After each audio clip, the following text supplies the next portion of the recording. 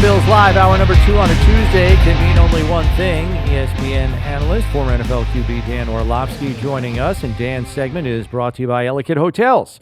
Fans, round up your family, friends, and coworkers for a fantastic game day experience at 500 Pearl. Reserve your pack and book your group event today at 500pearlbuffalo.com.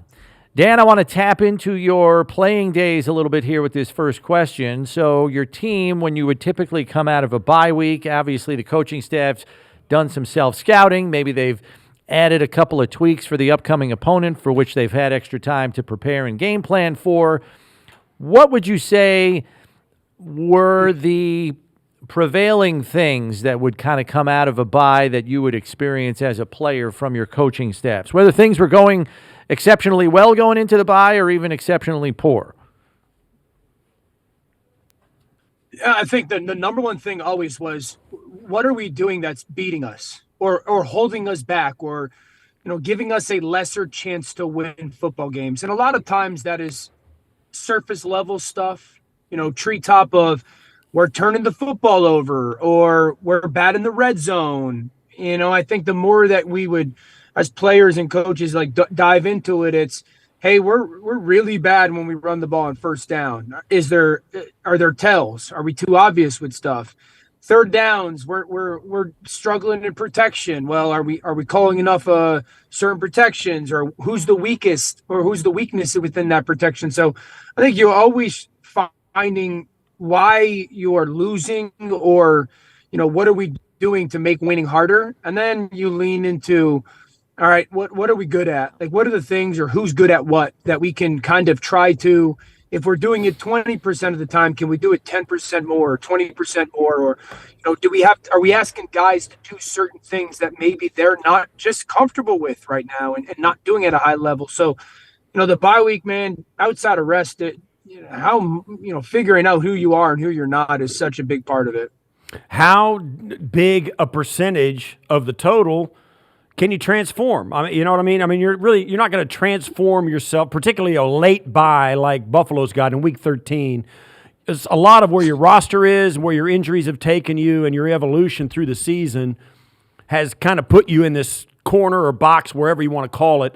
How big a transformation can you expect? Steve, I would say for this specific situation, relatively big.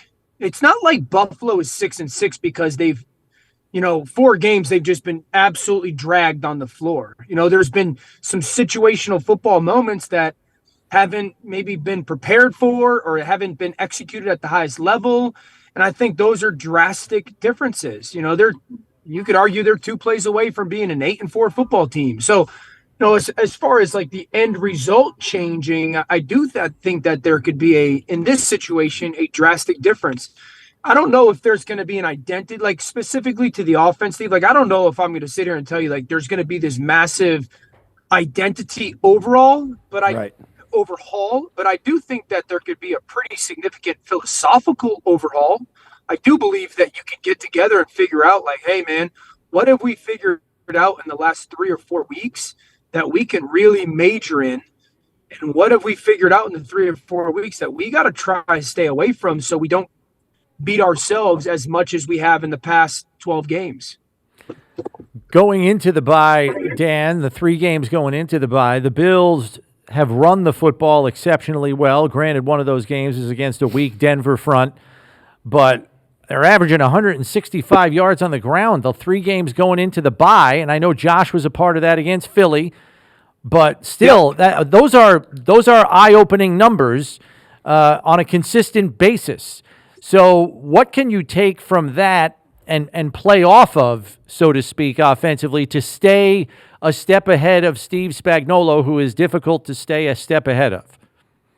Yeah, part of it is embracing the Josh movement stuff, and embracing kind of the plus plays that he has created over the past couple weeks and encouraging that more out of him. It's not just, hey, every single time on third down, get out of there, but that has been a pro and plus play for them. I've said this for weeks now, realizing Cook is a really, really good player. And there are, can he still be a very good player and have the fumble issues or concerns? No. But God bless, you can minimize those concerns every single day in practice. And I think, really leaning into running the football with him has been a big deal. I think they've called more runs, Chris. Like, if you go back last year and for most of this year, a lot of their run game wasn't necessarily called runs. It was the RPO, right? And again, I love RPOs.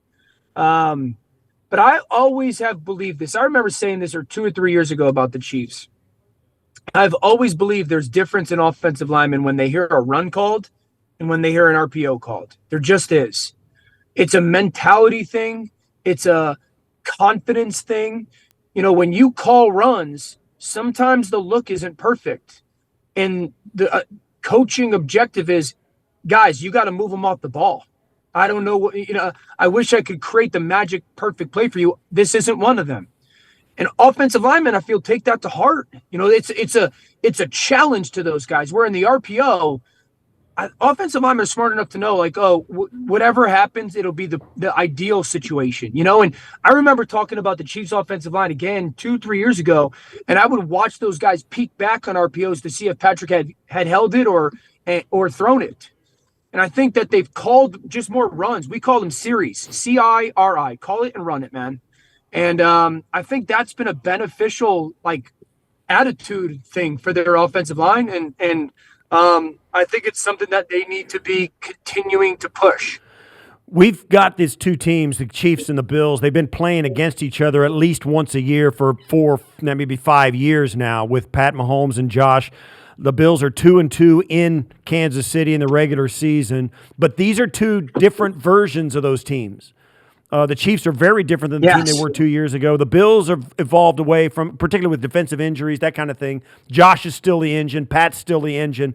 But these two versions we have not seen play each other. How do you think it's going to look differently than the other matchups? Well, the difference is this. Years ago, you had to score 30 to beat Kansas City. No longer the case.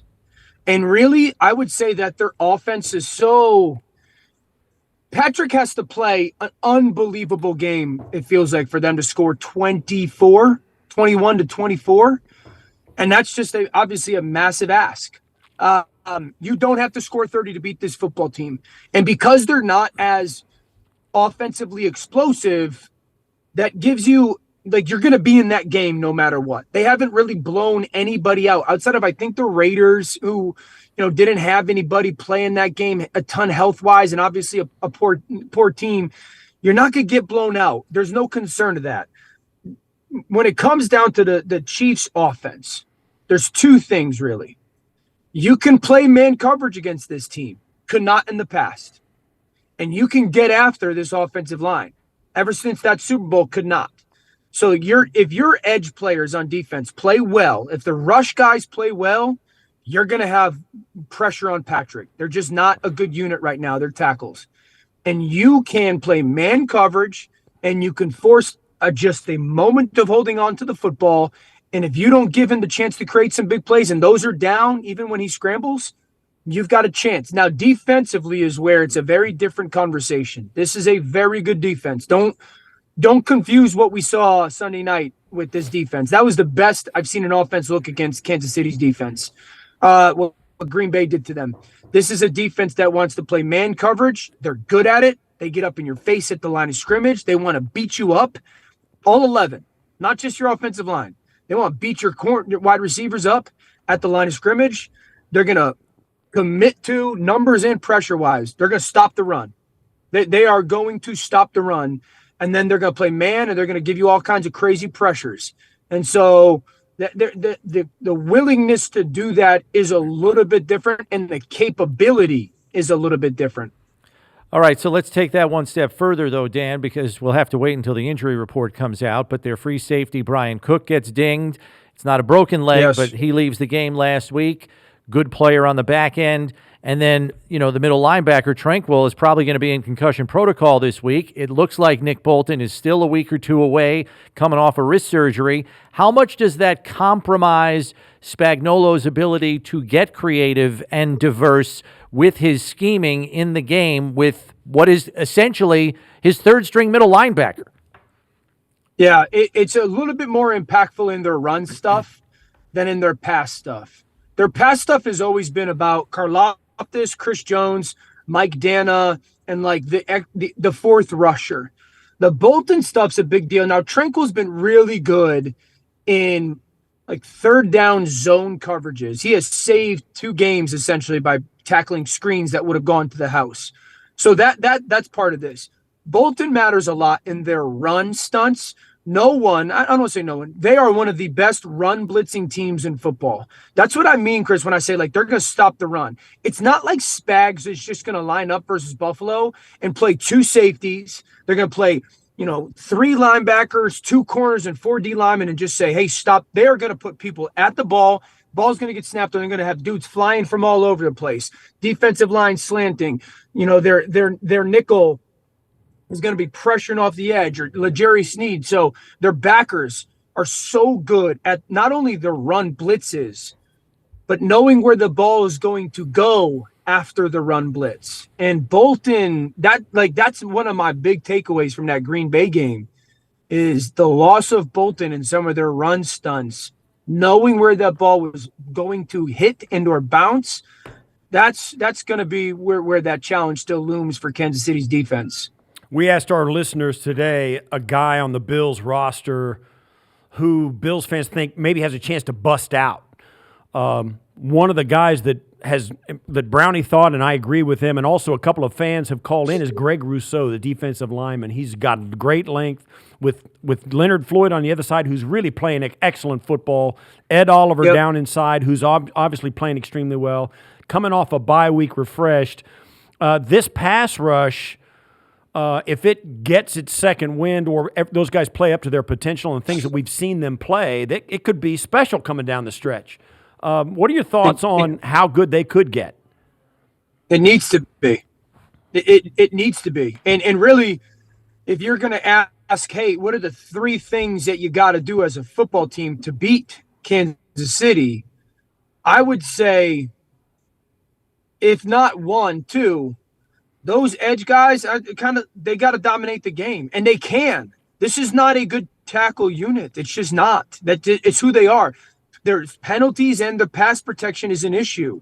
And the thing is, so often when you get help, they chip so much in Kansas City right now. It's almost like you got no shot. That's not the case. It's that struggling of a group right now. I put it this way, Steve. Like I think if they win one of their next 2, they're going to find a way. Maybe that's a fan in me. But I think if they find a way to win one of these next 2, and a big part of the reason if they win this week will be that rush unit. If they can find one of the next 2, and that defensive line continues to play, especially odd at a high level, they got a real good shot. Yeah, Bills right now might be a surprise to some. They're number 1 in the league in sacks per play. So they've been doing it. They just haven't been winning enough games to back it up. Dan, thanks as always. Enjoy that game tonight with the boys, and we'll catch up with you next week. Thanks, guys. Be good. We'll talk to you next week.